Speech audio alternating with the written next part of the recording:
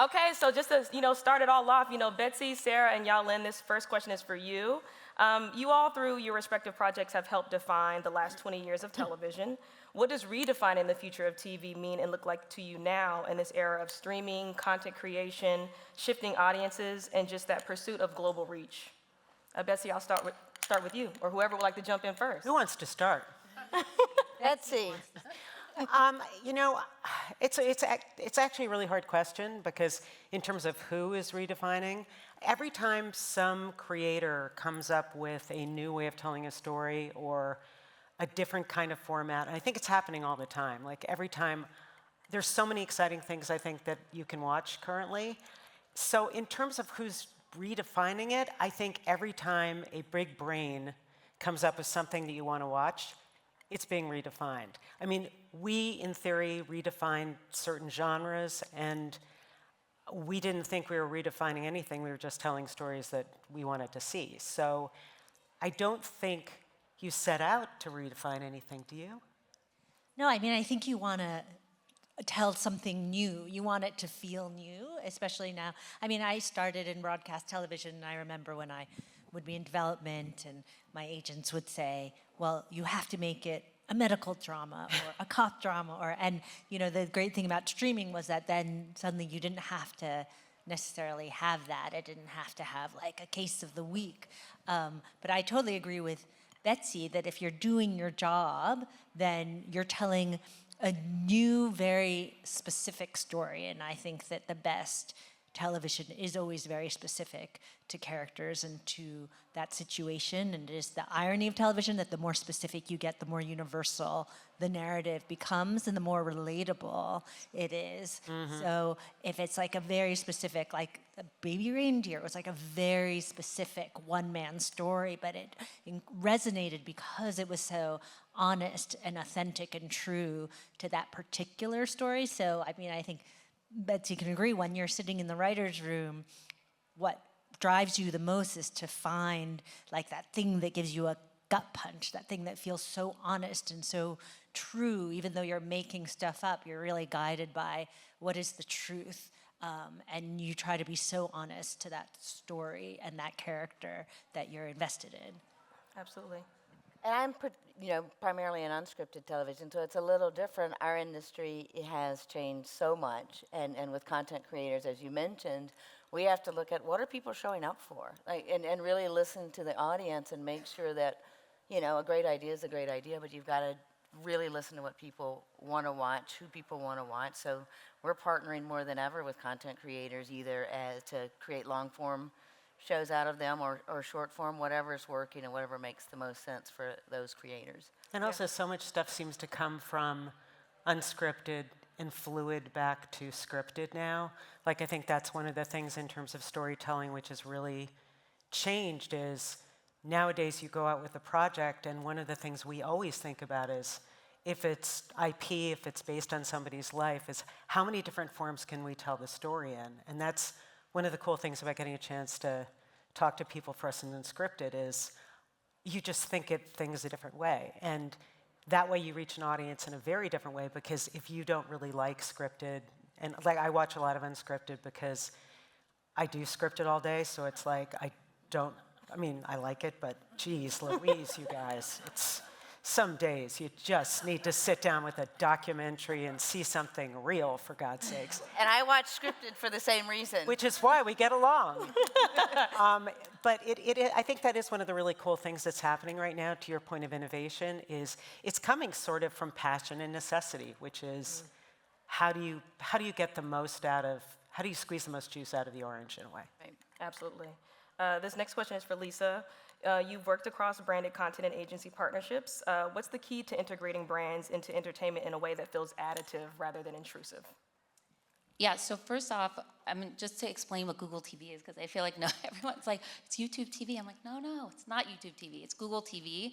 So I sit in a very different place than all the women on the panel. I work on Google TV, which is an operating system. So when you go into a store and you're buying a TV, many times you're buying a Google TV. You may not even realize it when you get home. So my role on the team is twofold. So I work in the world of advertising, so getting advertisers to advertise surrounding the content, and then also on the content programming side. So I have a team, literally a human team, who does content programming, who's looking at all of this content that everyone here and today is creating and figuring out what makes the most sense to showcase to the users that they want to watch based off of what we've seen in the data that when they're clicking on certain shows. If you like to watch unscripted, right, then we see that you like to watch unscripted, and we'll continue to show you more of that because we're seeing that you're watching that. So, like I said, it's a very different perspective. As far as advertising is concerned, wearing that hat, advertisers want to surround themselves around good content that people want to watch, right? So what we try to do at Google TV is make sure that we're showing it in a way that's authentic in kind of wrapping the content. We're not trying to not force it down people's throats, but really showcase the advertising in a way that makes sense when they're trying to watch the content they're trying to watch. Absolutely. This next one is for Justine. We talked about the content creation of it all. Do you feel like that impacts, your job as an actor today? Is there a direct influence that you feel like, as far as the show's visibility, that you have to have, like, on your own social media and branding? I mean, I think it would apply way more if I had like 40 million followers.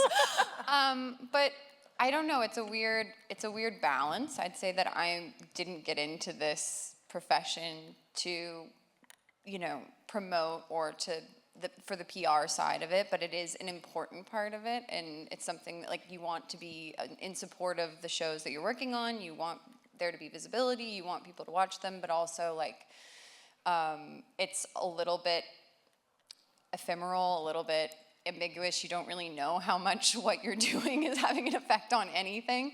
So I guess I just try and have it like a healthy dose of that in my life. Like, do what the show is asking of me, be a team player, but not get too sidetracked with that being the version of this career that I'm interested in. Because what I'm interested in is acting and working on great projects. And so to pretend that it's not a real part of the equation would be silly and maybe a little ignorant, but to not give it too much weight in terms of, like, my internal path, I think is an important kind of negotiation. Yeah, for sure. Yeah. Betsy, this one is back to you. TV networks. Okay, come on. Absolutely. Thanks, guys. Thank God for that, boy, yeah. TV networks and platforms are getting more selective now and ordering less scripted shows. How does that change Shondaland's approach to pitching new stories and what you push forward? Well, I think it's an interesting question because, first of all, one of our jobs is to make sure that the content that we want to create and that we want to do is a good match with our partners. So when we were with ABC, the way that I would develop a show was very definitively how I knew ABC would best be able to exploit the joys of the shows that we were doing. So I think the thing with us now is it's very, very similar with Netflix, and that the idea for us is how can we best make a show that will flourish on the platform like Netflix? So that is sort of like a huge component. I think the amount of things that we're doing or anybody's doing it's never been about the amount of things we're doing, it's about the quality of the things that we want to put on. So we don't think as much in volume. We've had volume at particular points in our lives. We had a night of TV, and that was volume, and then there were other things that were going on, and that was very much a network cadence. But I think now it's more of a, how do we make sure that every single thing that we make or we attempt to make will cut through and really flourish on Netflix because we have an exclusive deal. So we've always been particular, and I do know it's a harder selling market, and people are making fewer shows, obviously. We all know that right now. But what hasn't changed for us is we still have the same bars of quality. I don't think, it's always hard to, it's sort of what you were saying, is I think it's very hard to sort of pick a genre or something that's like, I know this is going to work. Because if you're picking a genre for a streamer and all your shows are going to be launched all at once, you're really picking a show which will be on in 2 years. or a year and a half or 2 years. So the way, when I was working in network, it was 6 months. So the way you sort of look at projects and how projects roll out, for at least for me, is a little bit different. But it probably didn't answer your question regarding volume. It's just I'm rambling about other stuff. No, would you Once you get me started, you just have to hit me on the head to stop me. would you say that that's the biggest difference between when you started years ago versus now in terms of how you make and sell TV? Make and sell TV? Yes, in terms of just how quickly the audience is going to consume it, but a lot of the ways that we have made and sold TV are exactly the same. Okay. I mean, it's got to do with, is it a story that we've never told before? Are we passionate about it? Do we want to live with these characters or people for a number of years potentially? Because you better, because if your show's on for 22 seasons, you better like it. I mean, I was like gumming my food when it's ridiculous. But I think it's just a whole sort of combination of, I think you've got to, no matter what, you've got to love it. And especially in a market where, for the most part, people are all, competing for fewer slots, you really have to love it. Because it's a haul. For sure. Lisa, when you design go-to-market strategies for Google TV, what's the first question you ask yourself to ensure an initiative will cut through the clutter of today's content landscape? Just are users interested, right? I mean, at the end of the day for us, like that's what we do. We want to make sure that we're surfacing content that users are interested in. So anything that we're doing to commercialize the programs that we have, or figuring out the content programming that we're going to put up on screen, or the editorial programs that we're going to do, is are users interested, right? So we actually just launched something today, actually you can find it in the blog, of the best of 2025. And so basically what it takes is all of the content that all of you have watched, and we look again at the data, we're Google, we look at the data to see what have people clicked into, and then we showcase that. But we have different genres actually, right? So we have movies, we have fast, which is, up and coming, we have long form content, that sort of thing that we're calling out, and we have different categories that people can go and see what others are watching. So at the end of the day, for us, it's always about the user and making sure that we're talking to the user. For sure. Sara, TheWrap reported on how Hollywood's progressively pulled back on funding reality TV. What are your thoughts on that shift? And at this point, what would you say are the qualities that makes a reality TV series successful? Well, let's start with the fact that you reported correctly. Hello. It has definitely contracted in the unscripted space. And it really just means, just like anything, it has to be undeniable. And I'm so tired of that word, but it's the reality that it is. What is the creative hook what is that, the IP? Who is the cast? What is the format that just breaks through in a way? And it's not just about selling it. You have to think all the way through to the success in the audience, because that's what we owe our partners, right? And so it really is finding that undeniable hook that will break through when it's a tile sitting on a platform that will make people want to watch. And it's just, there's always also these weird outliers. So we talk this way, and then something comes out of the blue, and you're like, nobody thought that was going to happen. Right. I mean, it's so true. And those are the fun moments. it's amazing. I mean, not only if you're lucky enough to have one, but I just sit there as a viewer and go like, oh my God, I never would have thought that this would happen, and everybody's flipping for it. So there's this weird unpredictability, which is both scary but delightful. I think that's what makes it fun, right? I mean, Right, I think yeah. you're saying you don't always want to do something that you know is going to work, because you don't know if it's going to work. You And never so do. It's like cool to see what pops. No, I think about a show like Adolescence, that, come on. I Jury mean, duty. think about it. Jury Duty, which was just awesome. But think about those shows, and if I pitched that to you off the top of my head, you'd go like, oh, that's grim. Or, I don't believe that thing for a second. And but in both cases, that's what's so cool about the job, in a way. And those are the shows that keep the risk-taking alive. Yeah. Right? That remind us as producers and buyers, like, we got to take some risk every now and then in hopes of getting those outliers. What are you guys' thoughts about microdramas? Those are on the rise now. Is that something that you, like, in terms of emerging trends, I mean, Yeah, it's people are true. paying attention. I just didn't even know that existed. This is the We first time do. I've heard about a micro drama. We're definitely exploring that space. It's become very popular in Asia, for sure. And it's something that definitely is coming to the US market. And so we'll have more to say like in the next few months. What are they? What are No, you could drop They're some short there. clips. They're short form. It's longer content. It's like cut into different segments, and it's short form content that you continue to watch. And Didn't they try that already? yes, but now it's on.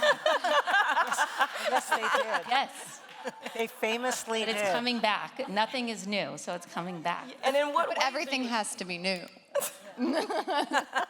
in what ways are you exploring? No comment. Okay. Yahlin, when we spoke back in April, we talked about how the goal with Handmaid's Tale was just to make a great show. But as the political leadership in the White House changed, so did the show's purpose. Okay, hey, we all, a deep sigh. How did you go about tackling the final season of Handmaid's Tale, and did the new purpose, kind of prompt you to tackle its themes differently? Well, we had written the show, before the election, and so, but what we knew to be true stayed the same, and it sort of got refracted in a weird way, given the politics of the day and everything that's happening. I mean, for me, one of my favorite things was to write the sort of villainous characters, to write like the commanders and the people in charge in Gilead, because it was really interesting to explore what will happen if you give people of ill will unchecked power without any restraints. And so that sort of kept guiding us. And what's bizarre is we would write these things and then they would come true in real life. Like when I started on the show, even as a writer on the show, when I started in 2017, I didn't think that Roe v. Wade would ever get overturned. And it's always astonishing to me that as a woman, I have fewer rights now than I did when I started the goddamn show, so people always say, oh, wow, how did you have this, you made such a cautionary tale. And I always feel like saying, well, we obviously failed because we didn't caution enough people. It was never meant to be like a prescription, But I think that, so it was always like eerily true. I mean, actually, I have to say that our sort of villains on our show have more humanity and more complexity than the actual, it's like you couldn't script what's going on now, because you'd be like, that's so on the nose, that's so ridiculous, it's so boring how like cardboard cutout these people are. Like, we would never write that, so I don't know. There's also this weird thing where as a TV writer, you're working so hard to take this made-up world and make it seem real and like put people in it and make it feel like, okay, this isn't made up. Because on the face of it, like with Handmaid's Tale, the whole thing seems ridiculous. Like there are these red bonnets and wives in teal and blah, blah, blah. There are these marriage ceremony. It just seems ridiculous. But what's strange is that it started to feel more and more real as the real world kind of crept up to it, and you started to realize that, oh, there is no end to how much people want to strip rights away from women, or how much people want to marginalize other people or be cruel in order to enhance their own power. It turns out that those drives are really limitless, and it's beyond what we could ever make up. For sure. Well, Justine, speaking of the political climate and how, being vocal about nobody wants this, how, Nice segue. how has, what's going on politically impacted how you, the types of roles that you choose, the types of stories that you want to be a part of as an actress? I mean, I will say, like, the choice to do Nobody Wants This came from just feeling like it was good writing that came really instantly to me. Like I knew what this was, and so it didn't have a political. There was no political decision around it. But I will say, I find this time completely politically, singularly dark, and working on a comedy is, I mean, a joy. It's a joy to know that I'm bringing people joy in a time that's like incredibly anxiety inducing. And it's been a nice place to go in between the chaos of what's happening in my real life and to our real country. But and it's also nice to lean into like the goodness of humanity and good stories with good people who are putting their best foot forward and remembering that that is a real thing. But I will say, like, I don't know what's next for me. I think that what I'm drawn to is soulfulness in writing and people writing from like a very like determined place, like in a place of self-expression from their soul. So like, I imagine what's next will be a bit of a reaction to what's going on right now, and I'm excited to see where that leads me. I hope that answered the question. Absolutely. For Betsy, until Kerry Washington's role in Scandal, there hadn't been a black woman leading a network drama in 37 years. While there's been some gains, there's more work to be done in the name of diversity, especially in terms of representation for people with disabilities. Talk to me about Shondaland's commitment to diversity and how that's contributed to the success of the shows that you guys have. Well, we're committed to diversity because it's life. I mean, first of all. So we look around. It's our audience. It's smart, feeling, interesting people, and I think it's never been. I don't know how to describe it. It's never been an option. It's not something that was attempted because it just is, for us. And I think as the years have gone by, obviously we started mainly with the idea of representation on screen and things looking the way that our lives certainly looked.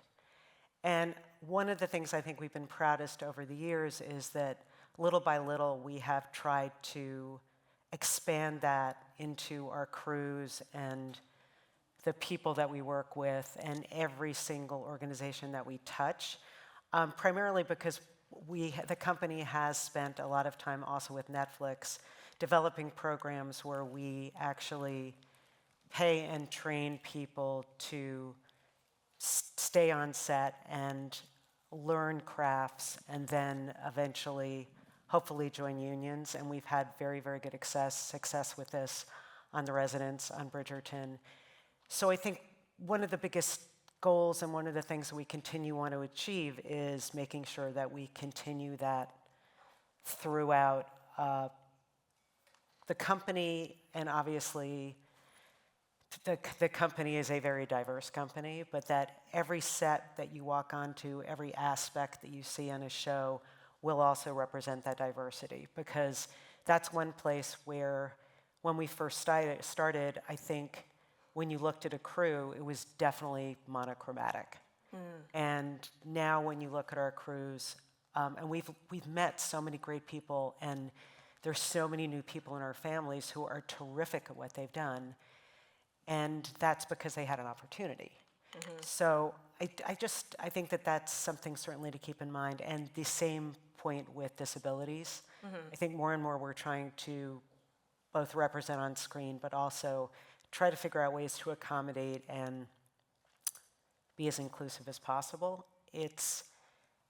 I always say that the silly thing about this even being in conversation is, if you're being super cynical about this, you make money, okay?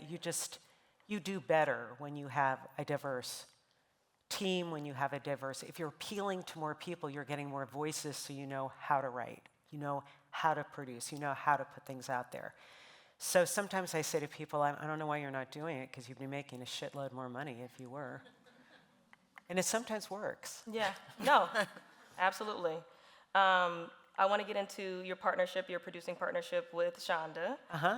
We're at Power Women Summit, so we want people to, network, to connect, to find mentors, sponsors, and also just talking about like what it means to collaborate and have that type of long-term relationship with someone.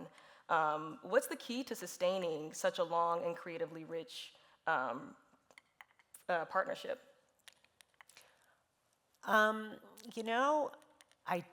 I think we genuinely really like each other. I think we're always surprised by each other. We've grown up together, and we have a very particular relationship where I do think I do my best work when I'm working with Shonda, and I think she has said the same thing. I'm not going to speak for her because she's not here. But I think that's part of it, and I just really love the work that we get to do together, and I think I just feel like we're in an atmosphere where we're able to work together, and if something is daunting, the other one finds it less so. So in the face of adversity, one of us sort of can turn into the cheerleader, and the other one can go, I don't know about this. And that's a gigantically important part of a very long relationship, I think. I also just love her brain. I love her brain. Her brain is great. And I feel like there's something I really can contribute to storytelling, and I can contribute within the structure that we worked that never ceases to entertain me and give me joy and makes me want to keep doing this. So it's just when you meet somebody who really makes you do your best work and continues to help you strive to get better, don't let that go. Does that make sense? Absolutely. Okay. Absolutely. I'm gonna say, I think anyone could say in the sense of where you do your best work is when you're working, whether it's a team or a cast or whatever the case Totally agree. is, right? If you find your people. I mean, when you talk to people, what is their favorite thing about the job? Obviously, if they like the day-to-day, but so much of it is about who you work with, your boss, or whatever the case is, who's on your team. I think that's just such a critical piece to your success in general, right? I mean, a great cast, you see a cast click, and it just works, and then it works on screen. I think that's so true. I think it's just so important. Yeah, no, I think you're absolutely right. And it is that thing of, I've had conversations with people about this because I think it's generationally, or depending on what your experience is do you have real friends at work? It's a topic which comes up a lot, and some of my closest friends I made through work, not because I had to go to work, but because obviously I had to work because, we have to work, but I really loved my work, and I loved other people who loved it too, and also because I do love working as a group. I don't think any of us do anything alone, and it's so much more fun when there are other people there, So it is just a gigantic part of the job, isn't it? Absolutely. Jumping over to you, Lisa. How does Google TV balance personalization with surprise, helping viewers find what they want versus, what they didn't know they need? Yeah, I mean, that's where the content programming team comes into play, right? So I have a real human team who sits around the world, actually. So we have folks in all regions because different content is interesting in different regions, right? So what's popular potentially in APAC, even though microdramas are going to be coming here, but Justine's really excited to see what that is. I am. Because again, the algorithm, the data, whatever the case is, it doesn't always show what is happening in the zeitgeist or water cooler talk, right? So we live and breathe content. We love it. We watch everything. And then we all share out what we're watching and what do we hear is popping, or what do we hear from our children or our friends or whatever the case is. And I think that that's such a big piece. My boss also sits on a lot of panels. She talks about it all the time because sometimes everyone's like, is the content programming team going to go away? And we're like, no, that's what makes Google TV really special. And you see that when you turn the screen on. You see really cool editorial programs. We do advent calendars and just fun stuff. That is all comes from a human brain thinking about what we should be putting on screen, which makes the job so fun. Absolutely. And we're actually running out of time, but I do want to give this question to everyone, starting from the end. What's exciting you the most about where the industry and the women who are in it are headed?